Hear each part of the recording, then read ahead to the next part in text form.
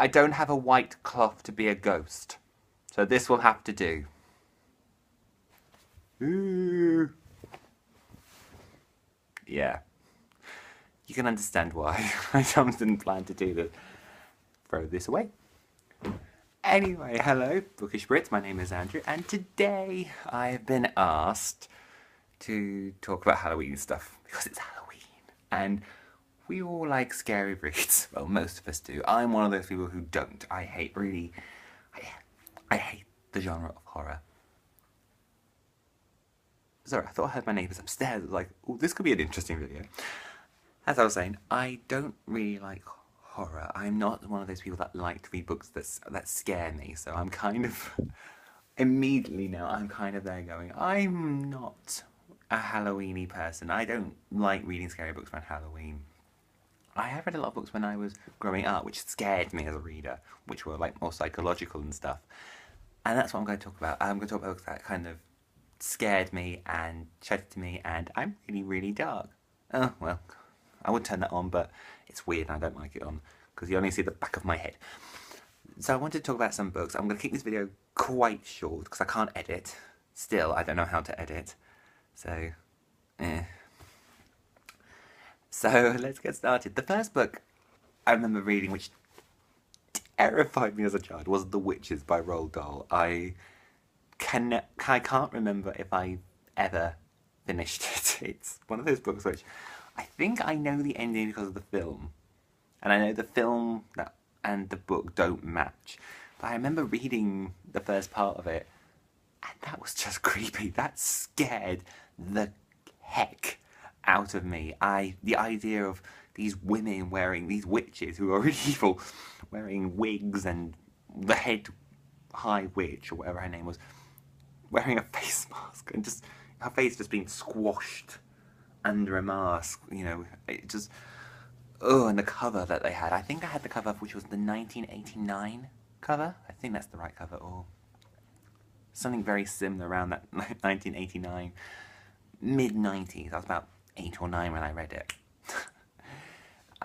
That cover just it really freaked me out. It's just even thinking about it just makes me shudder. I don't know if I've ever read it. I really need to sit down and read it. Maybe the next Roald Dahl day I will retry and read it. The second book I remember reading, which isn't a book, it's a series. Or actually, it's a character in a book. Like, I think all of us of my generation know of Goosebumps by R.L. Stine, and if you watch the TV show, you know exactly who I'm talking about. The awful little mannequin ventriloquist dummy of Slappy. He was creepy. If you don't know what he looked like in the TV show, Google it. Go to your Netflix, find it and watch it, because he is terrifying. He is terrifying. And he had like loads of books. He had Night of the Living Dummy 1, 2 and 3. I read the third one. I didn't read them in order. That's the thing I still don't do. And that just freaked me out. So he had 3 normal Goosebumps. He then had 2 books in the Goosebumps series 2000, which was Bride of the Living Dummy and Slappy's Nightmare. And now I think there is a Goosebumps series in America, which I don't think it's published in the UK, called Goosebumps Horrorland. And I think he's involved in that in some way, shape, and form. Why has no one thrown him on a fire? Why was he still alive? How? That really, really disturbed me, that growing up. He just, this idea of a doll coming to life. And I've read a few other R.L. Stine's books of Goosebumps series, and some of them weren't scary, but that one really set me on edge. I don't think I read that much horror. So all the other books I kind of read, which has little scary things and that really unnerve me, they're in other genres of books like crime, or fantasy. So Harry Potter, like the Dementors, I think is the most terrifying creation in all of children's literature. Even more frightening than the witches. I think they are so terrifying. And then you have Umbridge, which is a really evil human, not like Voldemort. I do have a video link to Umbridge, but I think that is unlisted. So I think when I upload this video up, I will make that one I'll make it public so you guys can watch it, and I'll link it somewhere down there. So, you know, But it's just the idea of evil. What is evil? And evil is not being this very supernatural thing, or more scarily, being more human. I think that's where I kind of enjoy my darkness. I like the idea of it being slightly more human. So when I say series like the Body Finder series by Kimberly Derting, I mean, I think that's a terrifying series. It's brilliant.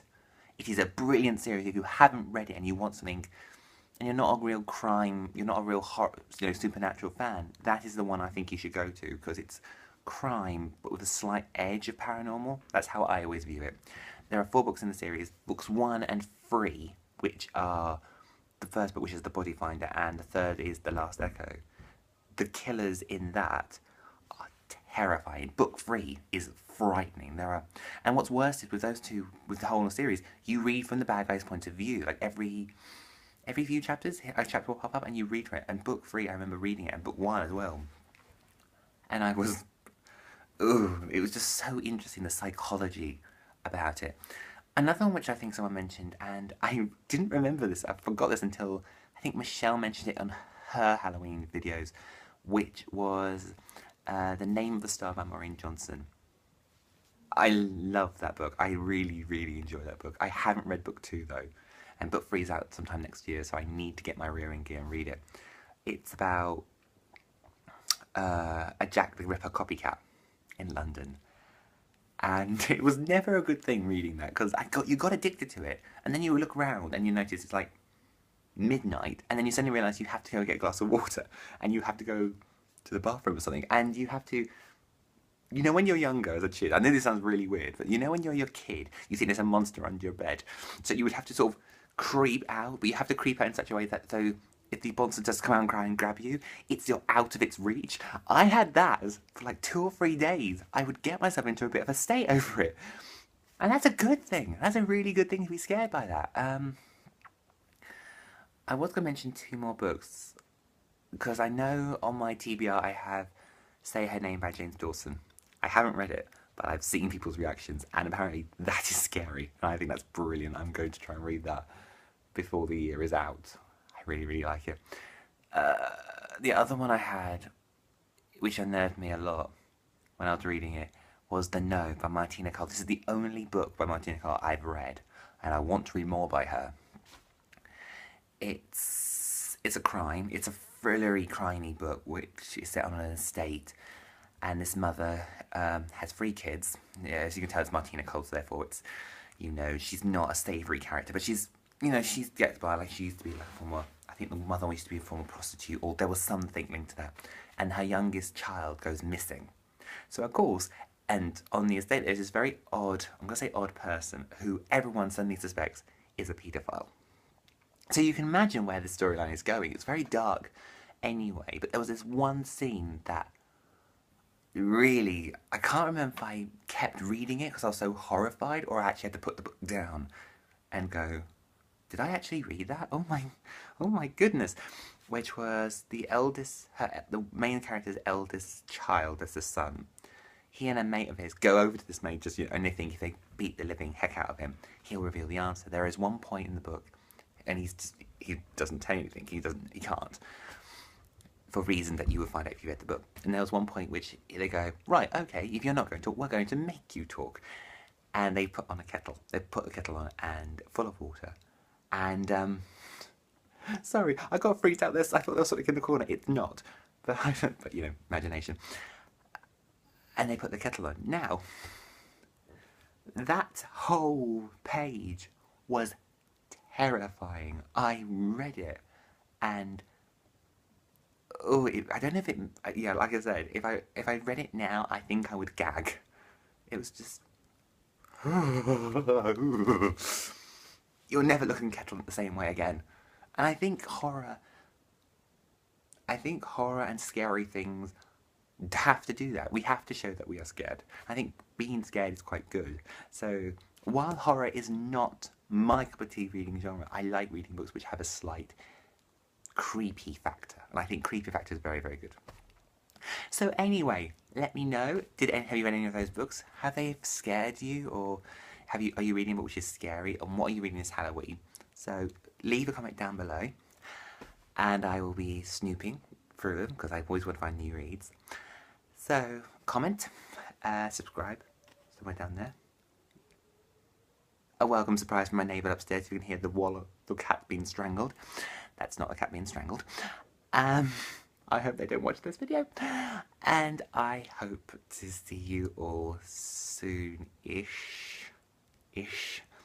I hope you have a very lovely day. I hope you enjoy a good read. And bye, guys.